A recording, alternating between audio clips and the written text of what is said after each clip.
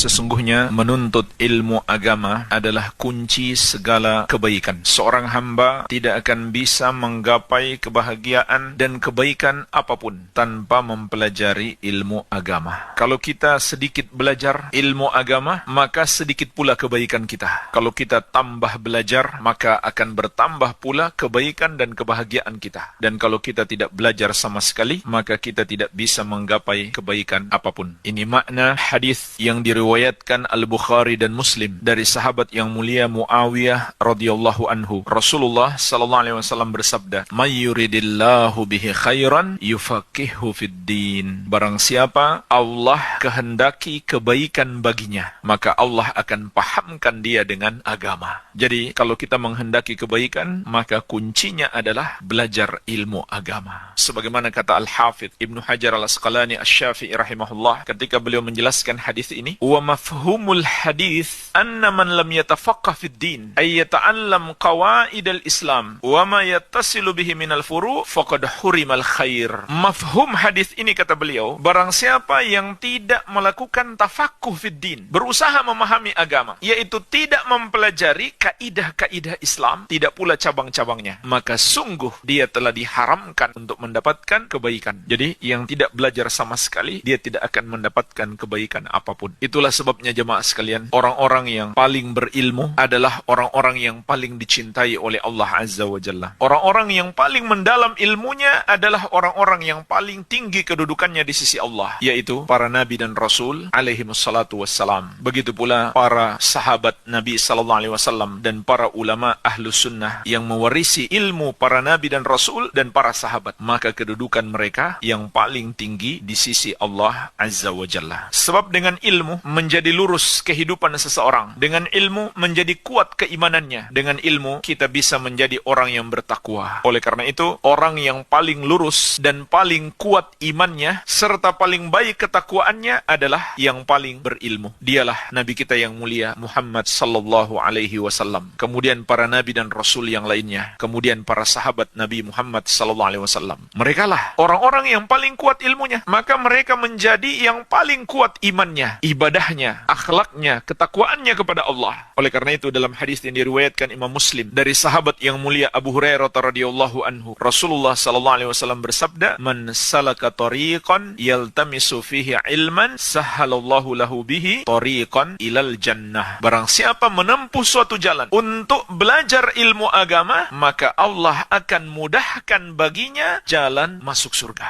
Al-Amwa menemani ibadahmu juga hijrahmu.